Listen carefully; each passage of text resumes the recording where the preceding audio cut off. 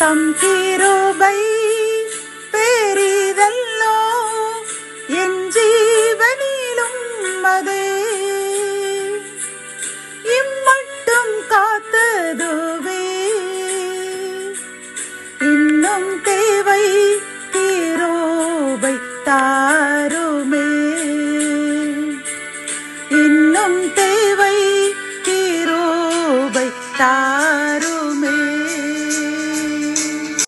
ஆண்டவரும் அருமை இரட்சகருமாகிய இயேசு கிறிஸ்துவின் ஈடு இணையற்ற நாமத்தில் சேனைகளின் கர்த்தர் ஊழியத்தின் மூலம் 28/6/2025 இந்த நாள் உங்களுக்கும் உங்கள் சந்ததிகளுக்கும் மகிழ்ச்சியின் நாளாக அமையப் போகிறது என்று மனதார வாழ்த்துகின்றேன்.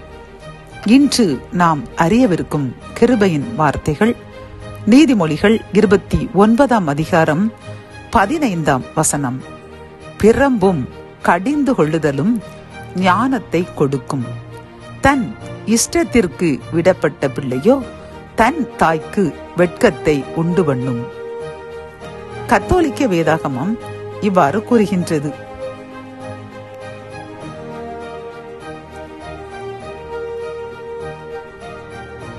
பிரம்பும் கண்டித்து திருத்துதலும் ஞானத்தை புகட்டும்.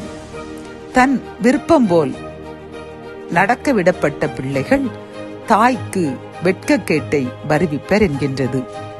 இந்த செய்தியை கேட்டுக்கொண்டிருக்கின்ற என் அன்பு சகோதரனை சகோதரியே, கர்த்தர் இன்று இந்த கிருபையின் வார்த்தைகள் மூலம் நமக்கு கூறும் ஆலோசனையும் அறிவுரைகளும் என்னவென்றால், நம் பிள்ளைகள் அல்லது நமக்கு தெரிந்தவர்கள் இனஜன பந்துக்களில் உள்ள பிள்ளைகள் தவறு செய்கின்றார்கள் என்று நாம் கேள்விப்படும் பொழுது நாம் அவர்களை கடிந்து திருத்த வேண்டும். அவர்களை அடித்து திருத்தினோம் என்றால் அவர்கள் ஞானத்தை கண்டடைவார்கள். அவர்களுக்கு சில சமயங்களில் தவறு என்று கூட தெரியாமல், ஏன் நாம் கூட பெரியவர்கள் தான், நிறைய நாட்களில் நாம் செய்வது தவறு என்று கூட தெரியாமல் நாம் சில காரியங்கள் செய்வோம். அதன் பிறகு பிறர் யாராவது தான் இது தவறு என்று சொன்ன பிறகுதான் ஐயோ இது தவறுதானா என்று நாம் உணர்வோம். இதை போன்று நாமே இப்படி இருக்கும் பொழுது, பெரியவர்களாக நாமே இப்படி இருக்கும் பொழுது சிறு பிள்ளைகள் சிறு தவறுகளை அறியாமல் செய்வார்கள்.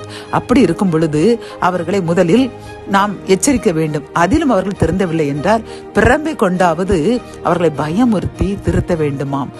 பிரம்பை வைத்து உன் மகனை அடித்தால் அவன் சாக மாட்டான் என்று வேதாகமம் கூறுகின்றது. பிரியமானவர்களே, ஆகவே நாம் இப்படி பிள்ளைகள் தவறு செய்யும் பொழுது அவர்களை கண்டித்து தண்டித்து திருத்த வேண்டுமாம். அப்படி இல்லாமல் பிள்ளைகளை இளக்காரமாக வளர்த்தோம் என்றால் அது நமக்கு வெட்கத்தை உண்டு பண்ணும் என்று இந்த கிருபையின் வார்த்தைகள் மூலம் கர்த்தர் தெளிவாக கூறுகின்றார். ஆகவே என் அன்பு சகோதர சகோதரிகளே, நாமும் நமது பிள்ளைகள் இனஜன பந்து பிள்ளைகள் இவர்கள் தவறு செய்கிறார்கள் என்று கேள்விப்படும் பொழுதே நாம் அவர்களை கூப்பிட்டு திருத்த வேண்டும்.